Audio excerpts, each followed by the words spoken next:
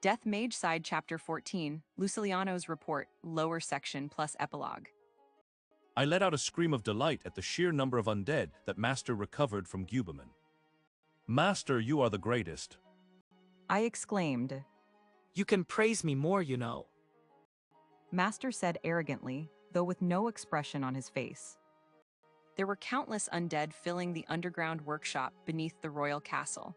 So many that even the moment it would take me to look back at Master would have felt like a moment wasted. All of them were the handmade, undead created by the pure-breed vampire Guberman. Q-fu-fu-fu, I cannot stop drooling. I will become dehydrated at this rate. I said. It somehow seems to me that the zombies are scared of him, Holy Son. Said Nuaza. Luciliano-san is very happy, isn't he? He's like a child who has received a new toy. Said Darsha. This is bad, kid. Your mother's eyes are looking crazy. Said Borkus. Even Nuaza and Borkus's rude words coming from behind me did not reach my ears. First of all, there were the recently made, mass-produced zombie giants and vampire zombies that make up the majority of the undead. These were wonderful. How effective? I murmured. Surgical modifications and processing has been done where needed, but corners have been cut where they should have been. Jua, is it not a bad thing to cut corners? Asked Bone Man, who was assisting me with inspecting and modifying the undead. It depends on the situation. I replied. This is obvious, but to Guberman these were mass-produced products, equivalent to cast metal weapons for instance. The only meaning to them is their numbers, thus one must not spend more time on them than necessary. However, it would also be meaningless to cut too many corners and have them be of no use. Over here, observe. The zombie at the core of a zombie giant retched as I opened its skull along the stitch marks on its head, exposing its brain. I then pulled out the metal plate separating the left half of the brain from the right side. This metal plate restricts the undead's own will, emotions, and thoughts. This is a trick to ensure that the only thing it can perceive clearly are the orders of its master, Guberman. I explained. But this is no simple feat. This metal plate that bears Hiharyushukaka's holy symbol, in order for it to exhibit its effect, it requires precise surgery to insert it into the correct place at the correct depth within the brain. The fields of medicine and biochemistry are apparently far behind the worlds that Master lived in previously. I was able to immediately understand how Guberman's surgery works because of the knowledge that Master shared with me regarding how the brain functions. With that said, it seems that even on Earth and in Origin, the brain is not fully understood. It is likely that Guberman and the other pure-breed vampires either learned the mechanisms behind the brain's function from the champions who were summoned here from another world, or given this knowledge by Hiharyushukaka. The zombies making up the zombie giant groaned, as I then cut through their joints and the seams joining the corpses together. But look here. I said, pointing at the exposed muscle and bone. Only the skin and superficial muscles have been sewn together. The deeper muscles remain separate. In this state, the superhuman strength of the subordinate vampires used to create this zombie giant cannot be fully used, and it would lose balance when it moves. However, effectively joining the muscles and skeletons of multiple corpses so that they maintain good balance is almost an impossible task. It is a great undertaking that would take me numerous days. It is likely that Guberman only needed a single day to complete one of these zombie giants. However, he had lowered the quality of each zombie giant in order to produce many of them within a short period of time.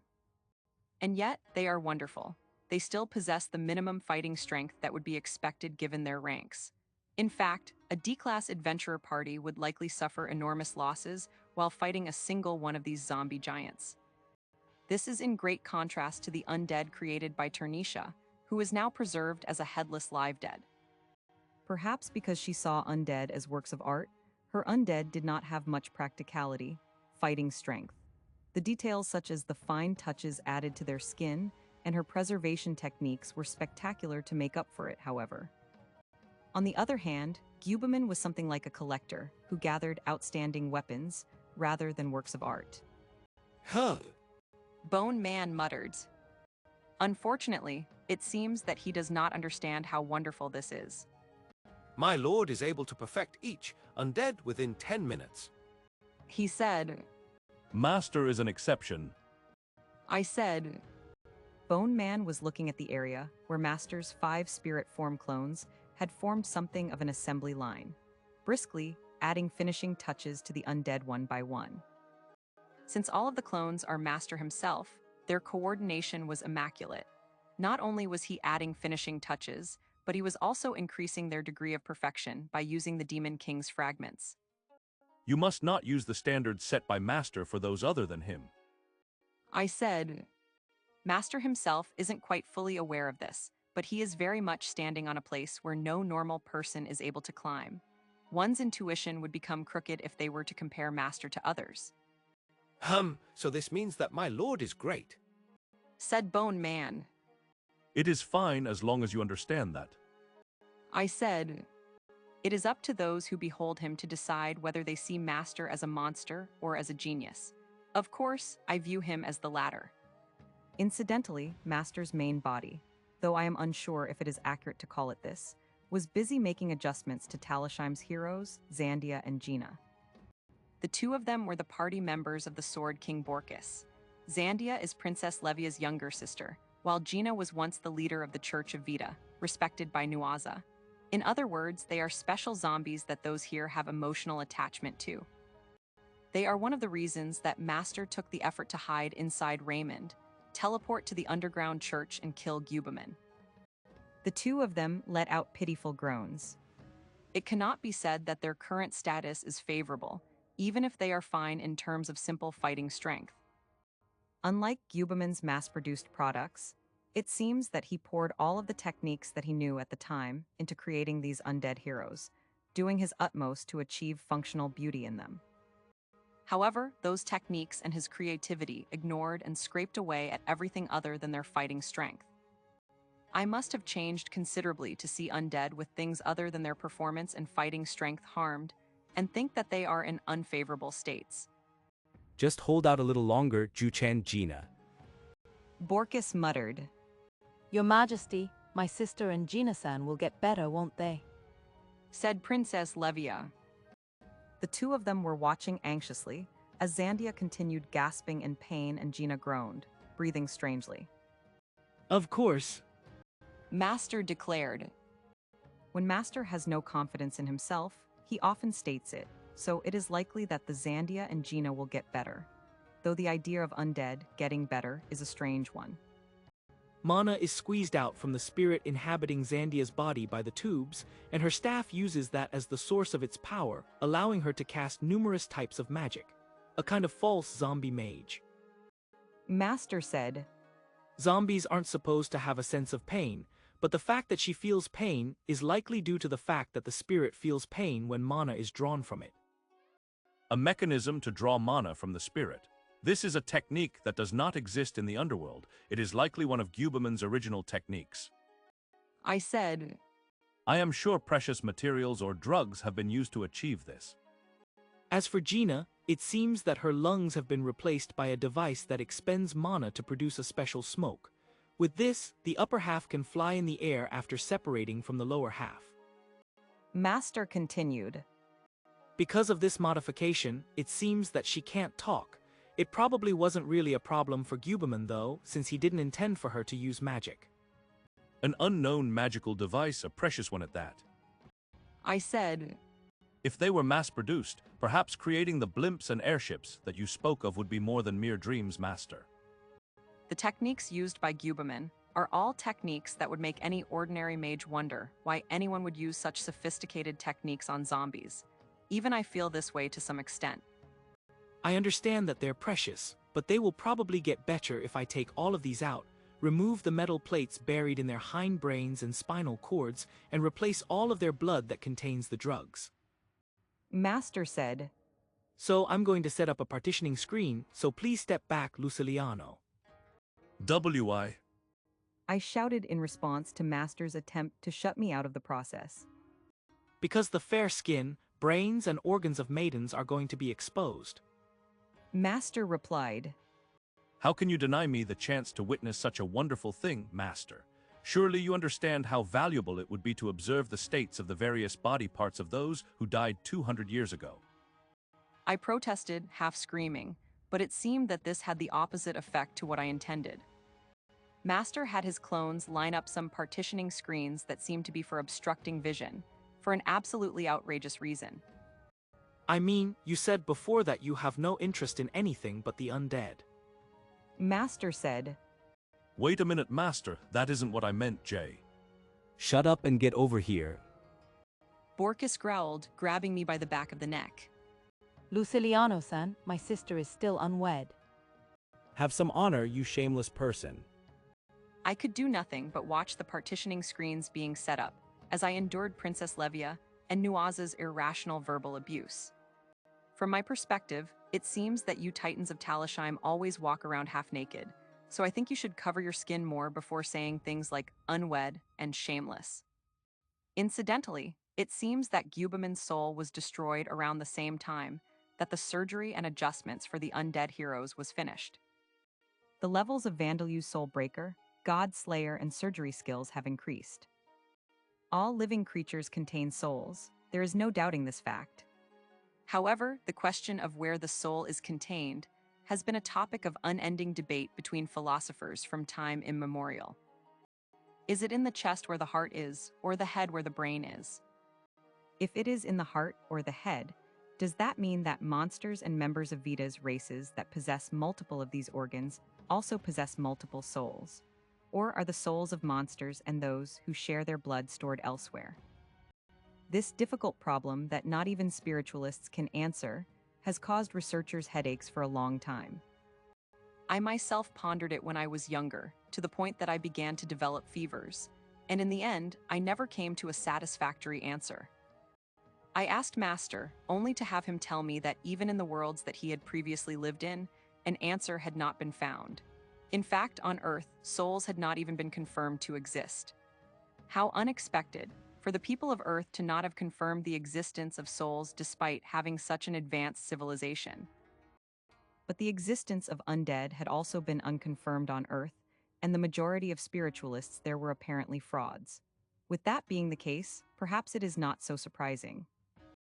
Earth is a world that has many places that are easy to live in, far more than this world.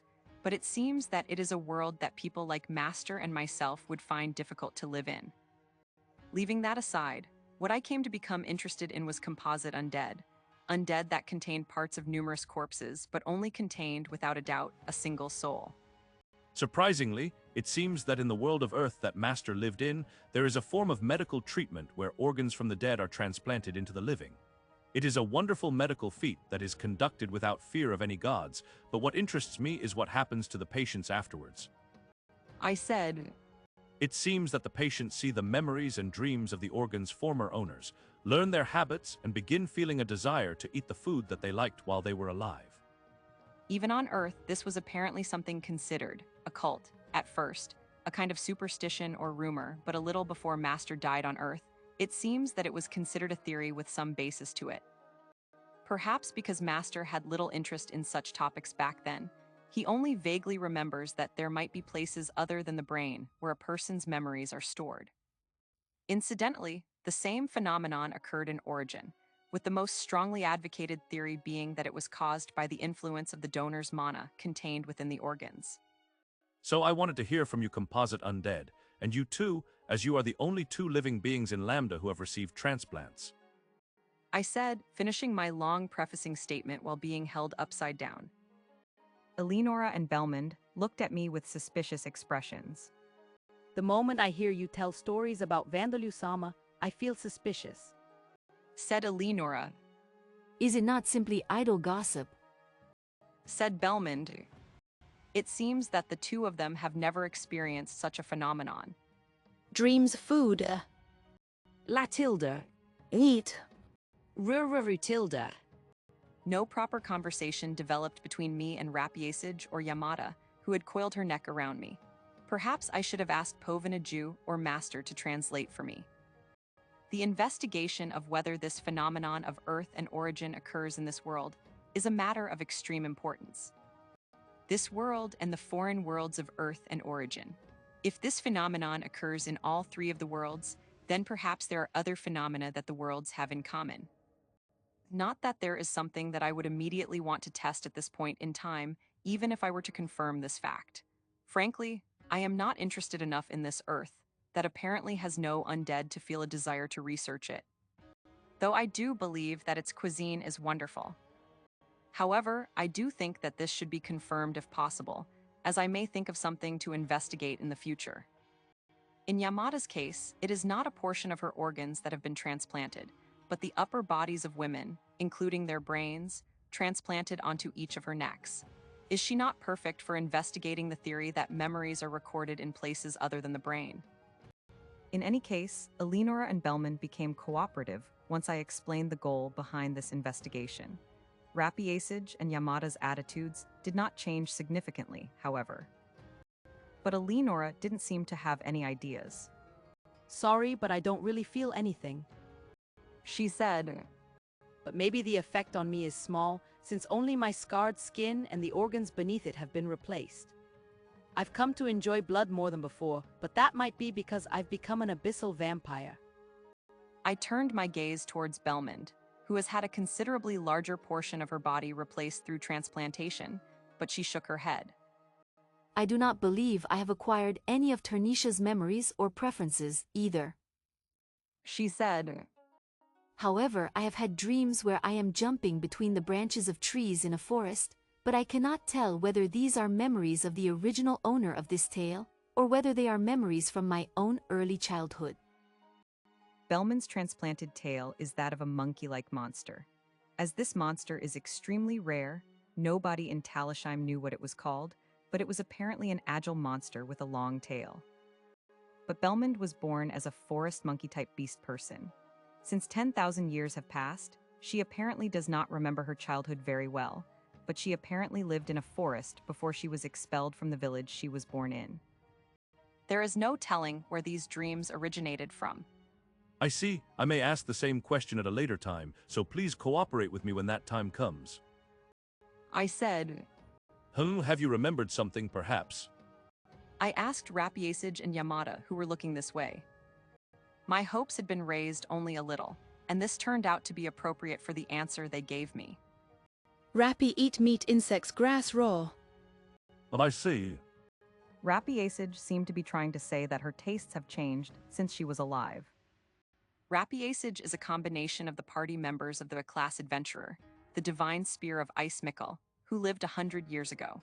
She has the head of a female warrior, the torso of a female mage, and her arms and legs from the elbows and knees down have been replaced by those of an ogre that the party had tamed.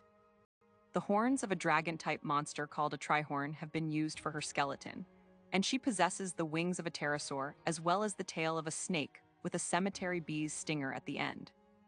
Thus, she was asking whether the fact that she eats raw meat, insects, and grass might be the phenomenon that I have described, but... That is because you are an undead, a zombie. I said, it is thought that undead, especially zombies, eat only meat, but surprisingly, they also eat plants when no other food is available. It is just that they are so ferocious that they prioritize attacking any moving object that is in front of them. Eat tilde. Fish meat people when I eat them. I chew tilde and break them tilde. It seems that Yamada's consciousness has been taken over by 9 beautiful women's upper bodies that have been attached to her, but her base core is a hydra. Thus, any non-hydra-like behaviors that she displays must be the influence of those parts that have been transplanted. Talking and singing like this is certainly non-hydra-like behavior, but since they are behaviors that have been taught to her by Ternisha, they must not be taken into account. It is true that hydras swallow things whole when they feed, but I am not particularly knowledgeable about hydras, so what should I make of this? I wondered. How about having her let go of you first? Bellmond suggested. The color of your face is pretty amazing right now, said Eleonora. I suppose I will not come to a conclusion anytime soon. More inquiry and investigation are required. At this rate, my lifespan may not be long enough. I am attracted to the idea of becoming an undead, but I would like to avoid any damage to my memory and thinking capabilities in doing so. I suppose I shall consider becoming a vampire. There is also the option of having Master cast youth transformation on me, but Master will discover my weaknesses, and there will be no undoing that, so I wish to avoid this if possible. Apparently, there is not a single person who has overcome the pleasant and unpleasant sensations felt during the youth transformation process. A king passed away. He was a great king, praised by everyone. During times of war, he had taken up his own sword and defeated more enemies than anyone else, reducing soldier casualties and protecting the people.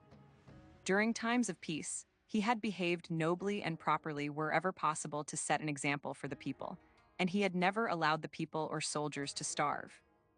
He had never been arrogant when interacting with allied nations that he had formed pacts with, and he had been loved by everyone. However, even this great king had made a mistake. He had died before fully settling the matter of who would succeed him. The king had 2 sons. His eldest son was a prodigy who had inherited his qualities. It was expected that if he were to succeed the throne, he would lead the empire just as the king had done. The second son possessed exceptional military prowess, but was a problematic child whose most notable features were his violence and quick temper. However, when the king passed away, there were some who advocated that the second son should become the next king. On the day that marked a month since the king's passing, the 2 brothers confronted each other with their subordinates at their sides. Clad in armor, weapons in hand. Younger brother, do you really wish to become king, even if it would mean dividing the empire and doing battle with your own older brother, your own flesh and blood? The older brother asked. There are those who would become outcasts if you were to become king, just like me, Aniu, the younger brother replied. The elder brother reprimanded the younger one. Why do you not think of the people before your own fame? Such an individual does not deserve to become king, he said. The younger brother ridiculed the older brother. The people? Don't you mean livestock? Becoming food for us will be their happiness. The older brother suppressed his anger as he continued trying to persuade the younger brother. Do you think that this selfishness will be forgiven? This will not be accepted by our allied nations, or, more importantly, the gods. The younger brother responded with contempt. This is why you and you are no good, Aniu. No matter what you do, it's always about the people, the allied nations, and the gods. Nothing else. I, on the other hand, would be able to turn everyone in the allied nations into our slaves, and we have a new god. The older brother's subordinates began murmuring amongst themselves at the younger brother's mention of a new god, but the older brother held up a hand to silence them. And then he drew his sword from its sheath and made a declaration to the younger brother. In that case, I no longer consider you my brother. The younger brother pointed the blade of a scythe at his older brother. That's the best news you could have given me. I'll kill you without holding back.